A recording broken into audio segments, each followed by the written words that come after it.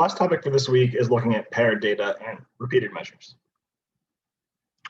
So this is, again, something that we can think about back in the univariate world, where we have a common extension of the one sample t-test as the paired sample t-test. In a paired sample t-test, you have two samples of data that are observed on the same units of measurement. So the same participants may be measured at different time points or under two different treatment conditions. In these cases, we want to test the null hypothesis that the differences in the means between the two different treatment or time occasions, denoted D, is 0. So our null hypothesis is that the mean under treatment 1 or time 1 minus the mean of treatment 2 equals 0. So we can apply what we learned about one sample t-tests to test this difference.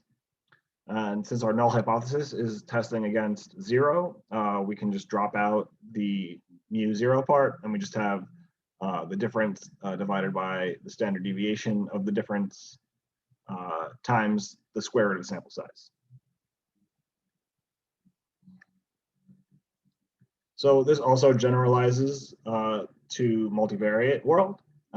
So the big difference here is that we first want to start by computing the differences between all of our means. So we get a vector of mean differences. So for each variable p, we get a difference for those two for that variable at occasion 1 and occasion 2. And then we get a vector of differences, and then we also get a covariance matrix of differences. We then test the multivariate null hypothesis that the means of all the differences are 0. And so recall that for t squared, which is our test statistic, we subtract x bar by mu0, but since mu0 is just a vector of zeros here, we can drop that out. And so we're just testing d bar directly. We can take out this mu0 part entirely. And then we just do the same thing that we did before. We convert our t squared to an f, and then we check it against the f distribution. So here we are going to be using some examples that are in the book. I put them into CSVs so they can be easily loaded up. The wastewater.csv file contains the data from table 6.1 of the textbook. This was used to test differences between commercial and state-run labs for detecting waste products in treated wastewater. There are 11 observations, so the sample size is 11 of 4 variables. And so the 2 variables with the COM prefix references the commercial labs, and state references the state labs. The suffix BOD is biochemical waste, and the suffix SS is suspended solid waste. So there are 2 different labs and 2 different types of waste product. And here is just a look at the data. So we want to test is whether the commercial and state labs perform differently at detecting waste products. Are they reliable with one another, or do they come up with different results? So we start by taking the difference between the commercial and state versions of each variable, and then we perform a multivariate t-squared test on these differences. So let's first set our n and p, since we're going to be adding more variables to our data when we get the difference. And note that for p, we take the number of columns divided by 2, since this is paired data. So p is actually p divided by 2 here, or the number of columns divided by 2. So then we're going to add new variables for our differences. So we're going to take the difference between commercial and state for BOD and commercial and state for SS. So then we're going to get our mean vector and covariance matrix of the difference variables. So note that I'm subsetting this to just being the difference variables that I just computed, getting my mean vector and my covariance matrix. And then I'm just going to proceed to go ahead and get my t statistic, t squared statistic, very similar to before. So note, again, I don't need to subtract anything from my mean vector because the null hypothesis is that it's 0. But this is the same otherwise. I get my t squared, I convert it to an f, and then I get a p-value for my f statistic. This is all exactly the same as we saw in the first set of slides. So we can also, of course, use the T2 test function, and note that the mu argument we can omit because it defaults to a vector of zeros. So we don't even need to specify the mean vector here. We can just call it on our data, but subset it to the 2 differences, of course, and we get the same results. So we interpret this by rejecting the null hypothesis. There does not appear to be a difference, or there does appear to be a difference between the two different labs' ability to detect the two different waste products. And there's our APA formatted statistics.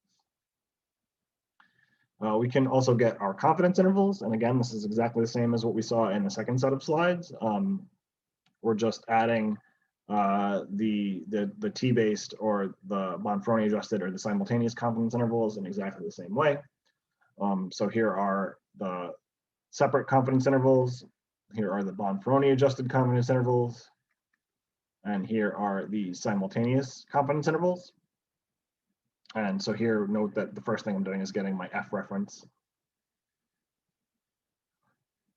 And so, of course, we can always use the pre-built functions to get this. And if you can verify for yourself that these results match exactly what we got when we computed them ourselves. So there's separate, here's Bonferroni, and here is simultaneous. And again, we get our confidence ellipse here, our nice plot. And so note, interestingly, that even though our test was significant, none of our confidence all of our confidence intervals included 0. So here, this is the separate confidence intervals, which again tend to be the narrowest and are often not appropriate. But even with these confidence intervals, for both individual variables, they include 0. And this illustrates that the multivariate test can actually be much more powerful than testing each variable independently.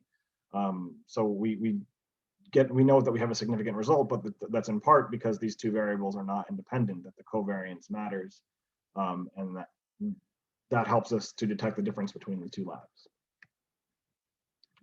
So another type of multivariate assessment is called repeated measures. And so this is a little bit different, but it's similar in principle. In a repeated measures analysis, we're actually only measuring one variable, but it's measured on the same subjects under more than 2 treatment occasions. If it was just 2, we could just use a normal paired sample t-test.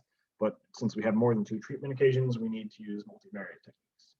And so there are 2 possible goals of a repeated measures analysis. One of them is to test whether the treatments or time points are simultaneously different from one another, or we can compare individual treatments or time points against each other, or linear combinations of any 2 treatments or more than 2, any sets of treatments or time points to other sets of treatments and time points.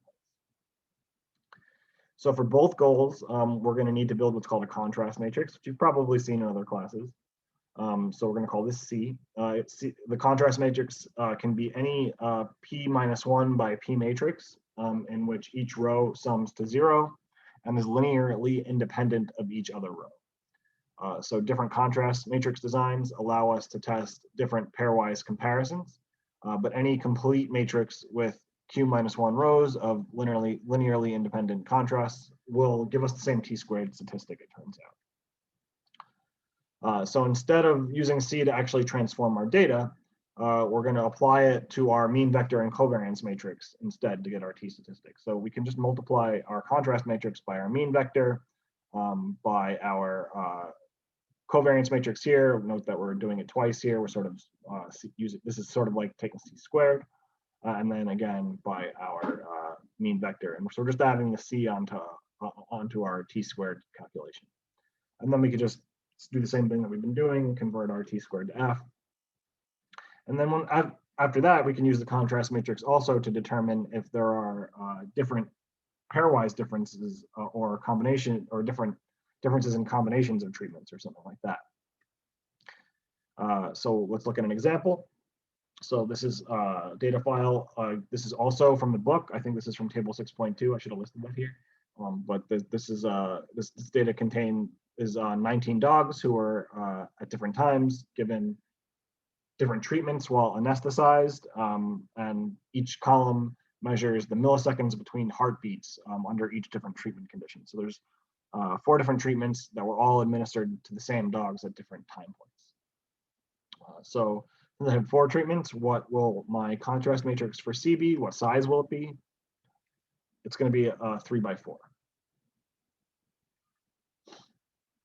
If I want to compare the first treatment to each subsequent treatment, this is the contrast matrix I would build. So here we see The first column of my contrast matrix is 1s, and then each subsequent column has a -1 for 1 and 3 and 2 zeros, but the -1 is in a different position each time. So this first contrast compares the first and second treatment. This second contrast compares the first and third treatment, and then first and fourth. So as I always do, I'm going to get my mean vector and covariance matrix, and I'm going to set n and p. So here I set n to be the number of observations, p to be the number of variables. And so here's my mean vector, which I transpose to save space, and my covariance matrix. So I get t squared.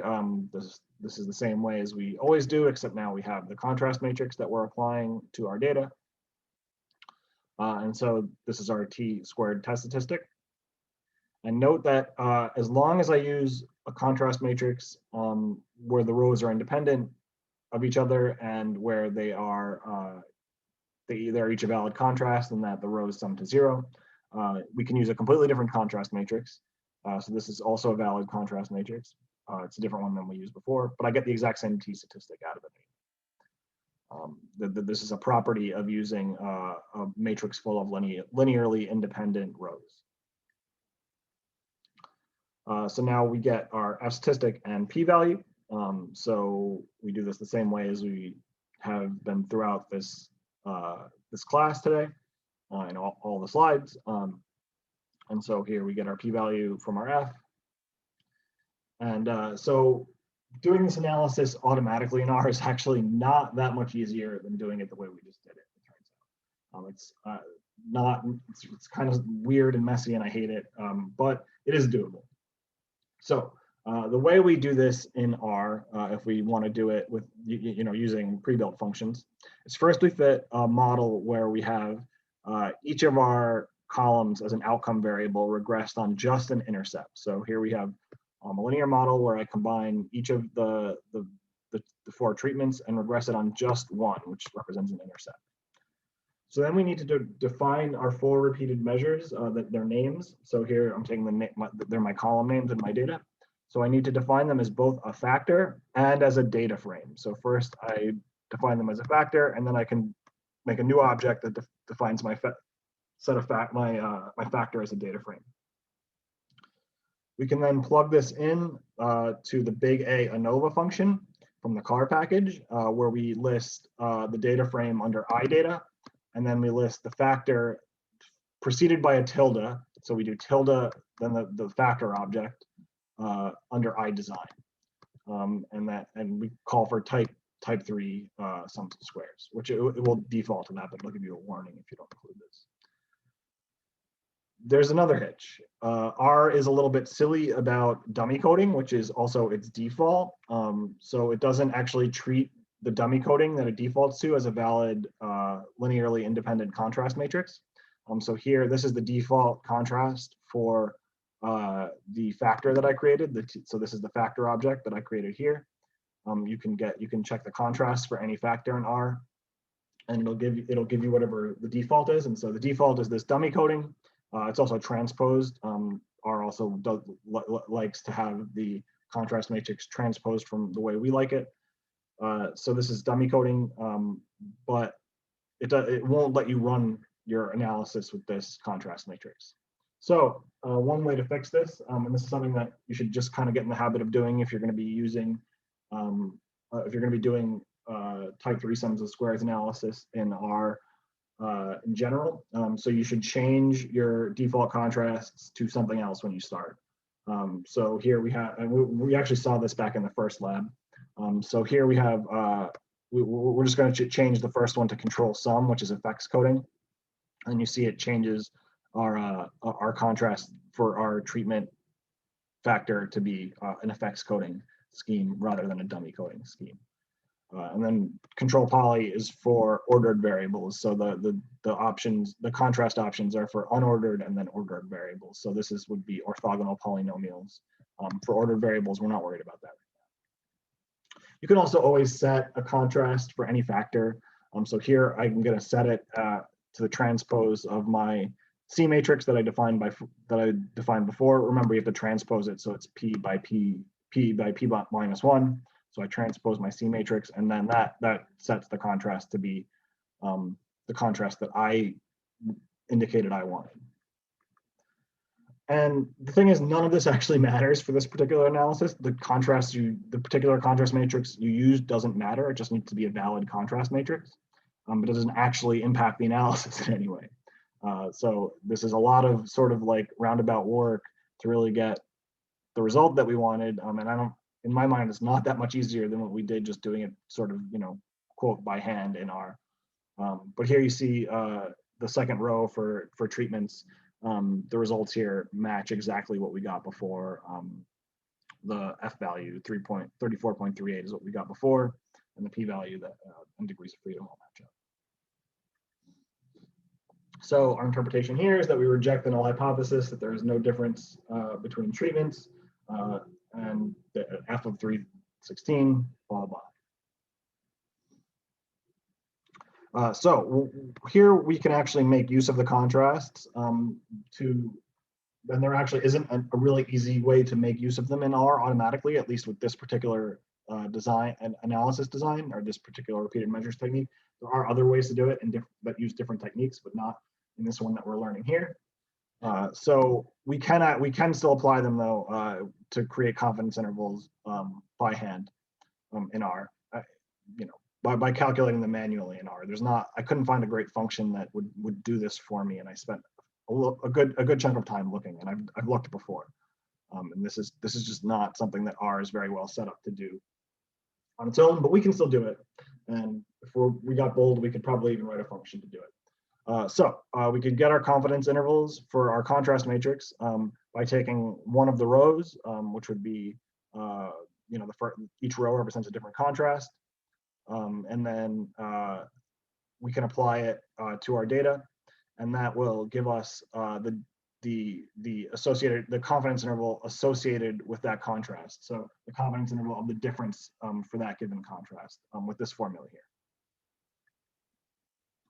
So here I'm going to set my F value, because remember, this is just like we were getting our confidence intervals before. We need our critical value for F.